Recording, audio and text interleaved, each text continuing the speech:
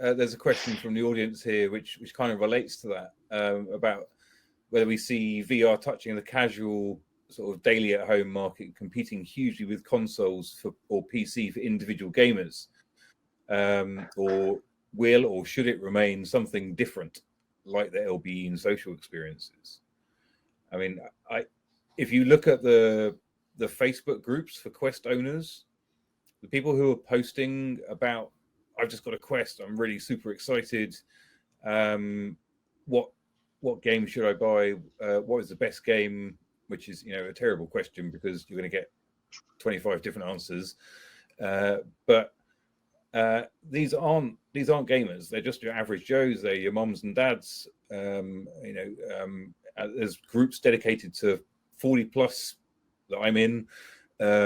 People who want to find great experiences where there's not loads of kids running around. Do you think VR will ever get to a stage where it will be competing with, or do you think it will always be a little bit niche? I mean, I built my business on top of firmly believing that the consumer VR is never going to be what LBE can present. It'll be niche. It'll be, 13-year-old kids wanting to have fun at home, maybe enthusiasts, and I think there might be a broader category there, but I don't ever think it's going to be the same as gaming, at least in the form that we know XR now. And especially VR, because VR is exclusive, like very, very secluding, whereas AR might be more approachable as far as an experience at home.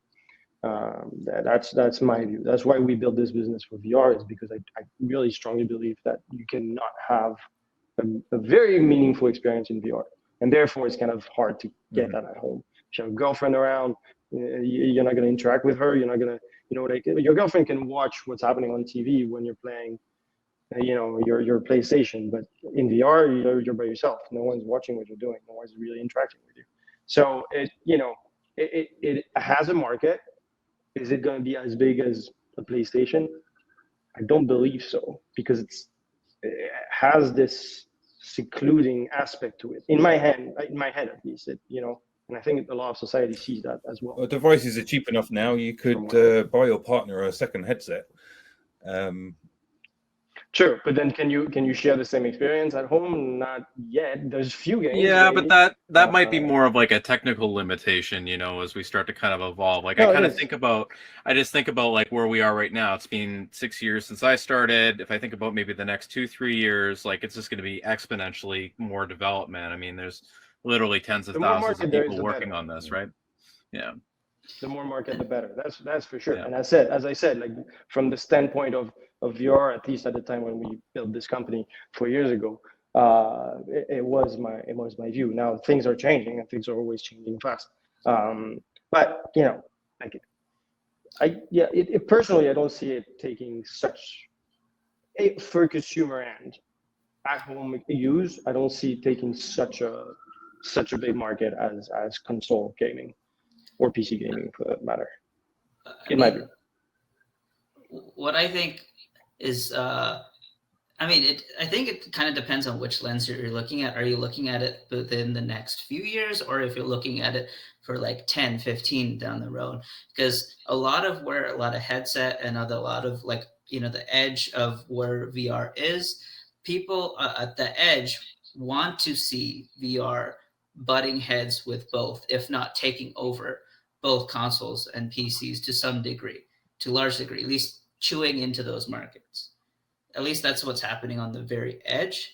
But if you're talking about today, I can see that for some people, this is VR, like a Quest is a replacement for a console. Like instead of people going out and, some kids asking parents, hey, can I get X console for my birthday, whatever it is, whatever they want to get a Quest. So, in my opinion, it's already starting to chew into the console industry because we're already viewing VR as a standalone thing. Yeah. That was kind of my So observation as well. yeah. I guess kind of one of the indicators I had is my wife is a part of these moms groups, and they talk about Christmas and all sorts of things like that. And unprompted, you're hearing a lot of discussion about, oh, the kids want Quest for Christmas, and then furthermore, just some of her friends using things like FitXR and jumping into those experiences themselves. And I think that that's kind of an interesting behavior that I did not see when this industry was kind of getting off its ground on its third try here. It's the numbers we don't have, I think, and that can drive a good discussion about this, is the retention. How long are they actually playing those devices? How long are they in VR at home? Because I remember having a Game Boy when it came out, and that thing took everyone by storm, and the school had to make a rule against Game Boys at school, right? Yeah. You're not bringing your Oculus Quest at school. Yeah, we would trade Pokemon at school via the Game Boy, and it would cause real problems.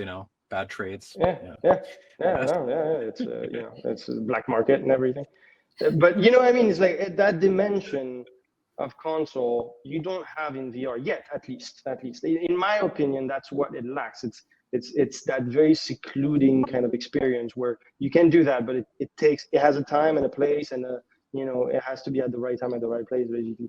For now, again, I don't know where VR is going to go, and maybe a lot of pain points of VR are going to be solved like throughout the few next years. But for now, yeah, kind of dedicated space, secluding. You can't play it outside. You only can play it inside because it messes with your calibration. It has a lot of pain points. I mean, so what I can say, just tacking on is there's that second part of the question of should it remain something different? I think that's cool thing about XR is that it fits every category. It just depends on what are you looking at, from what angle you're looking at XR from. Because there are people that want to replace their PC with a Quest. And obviously there are things that, enthusiasts that can literally almost have a full LBE-like setup in their home. But in other cases, like at Tidal Force VR, you won't get that high fidelity of a VR experience anywhere else. So it just honestly depends on who you're looking at. Because the thing is, I think because of so many people rushing into this space, you're going to find find audiences at almost every single level of whatever of this sort of continuum. Yeah. Hey, Jerome, when you're thinking about the analogy here, are you thinking about watching a movie in your home theater versus going to the movie theater, or is the analogy more watching the video about the amusement park and then going to Disney World? How do you think about how you would explain to somebody what those differences are in home versus out of home? Yeah, as far as an analogy, it's kind of tough to bring it. It's solving a lot of pain points that you will have at home. It's solving, as I said, like the relaxation part of the experience, for instance. That's something you don't necessarily think about, but it's something that you always have in the corner of your mind. That's why you have like treadmill, like the Omni and yours, is because you want to be able to put yourself in a place where boundaries are set and you're free and you won't knock into anything. And that's one of the biggest pain points of VR. And I think the analogy at that point is that, yes, you're entering a dedicated space where quality is through the roof. Most likely you'll never be able to afford a setup such as this. Also, you're including a bunch of friends of yours, if we're talking about the multiplayer part of LBEs like we do, where you're able to share that experience with your friends. And therefore, you're tricking your brain in so many levels into believing that this is real, that it is at the end of the day. You remember vividly being there and not being in a 20 by 20 room in the heart of New York City. So yeah, as far as an analogy, it's kind of hard to bring that forth, but I would say that at home VR has a place, definitely has a place, and it is a huge driver for anything else VR. And there shouldn't be remaining just to social experience and location-based entertainment. Absolutely not. As much as everyone, some people can have a at-home cinema, and some people just go to the cinema. Yeah, it's pretty much the same thing. What can you afford to have your kick out of this? What businesses will take away from more adoption in consumer VR is better devices, better quality, better access to better tech, basically, right? And the consumer will enjoy this as well. So it's a very complex market, and it's a very exciting market as well.